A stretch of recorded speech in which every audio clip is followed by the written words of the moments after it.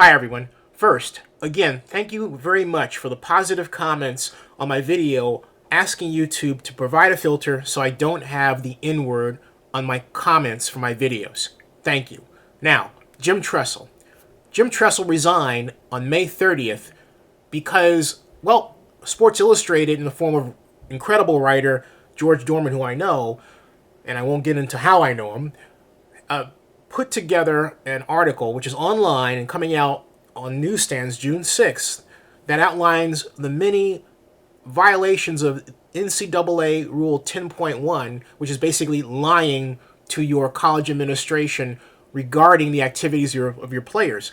What happened, folks, is that Ohio State players, not just Terrell Pryor and 5 others that were identified last year, but as many as perhaps 40 players, allegedly, were trading their memorabilia, their jerseys, magazines, hats for tattoos, or they were receiving favors like free use of a car by a booster or a no-show job, which means you don't show up at the job, but you get paid as if you had the job.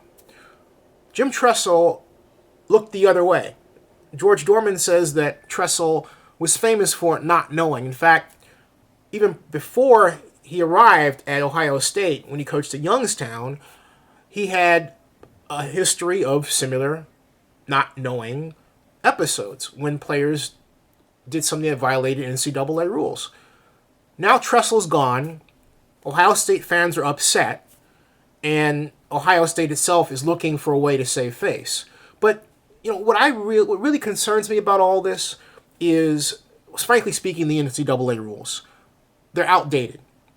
And what I find particularly troublesome and arguably hypocritical is here are the many different groups, the SEC, the Pac-12 now, we used to call it the Pac-10, and the Big 12, which we used to know as the Big 10, all these conferences repositioning themselves and adding colleges in this search, this chase for sponsorship and television revenue, and yet the players, not just football, but women players, women rowers on crew teams, don't get paid for what they do and have to work ungodly hours just to be that student athlete.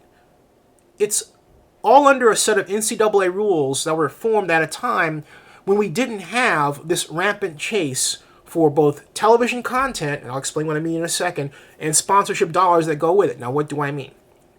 Prior to the advent of ESPN in 1984, we had just network television, and we had a handful of channels, arguably. Now we have 500, 600, thousands of channels.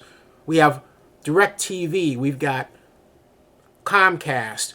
We have all these different types of providers with their own channels so that you can become a micro-celebrity. What does that all mean? Because I'm not getting off the track. It means that all of these organizations, all of these types of television are looking to pay for content, and they will pay top dollar, if they can, for college football talent or college athlete talent.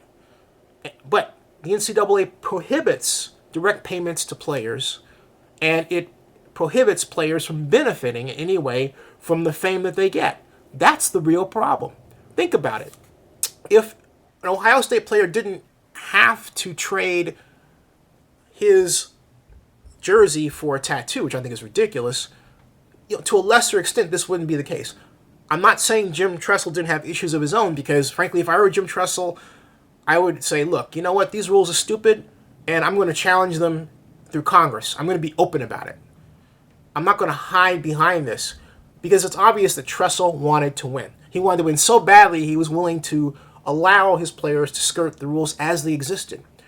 He was being, in a sense, a corporate heretic. He was playing within the system, but using the system for his own benefit, and it caught up to him. Because he was using the system to its own benefit, even to the point of allowing his players to do things that were against the rules, which causes him to act against the rules by saying he didn't know when in point of fact he knew. You understand that? What I'm setting up is the structure within which players and college administrators have to play, if you excuse the term. And that structure is something that goes back to the middle of the 20th century, and we're in the 21st century at a time when college budgets are extremely tight, and sports organizations like Cal's baseball team have had to go hand in hand to alums for help. Even in that scenario where tens of millions of dollars have been raised, the college baseball player still doesn't get paid. Why not have a work-study program for college players? What is so wrong with that? I'm going to die before anyone can come up with a logical reason why that should not be. I haven't heard it, and I'm not going to hear it to this point because it doesn't exist. So, am I an Ohio State fan? No.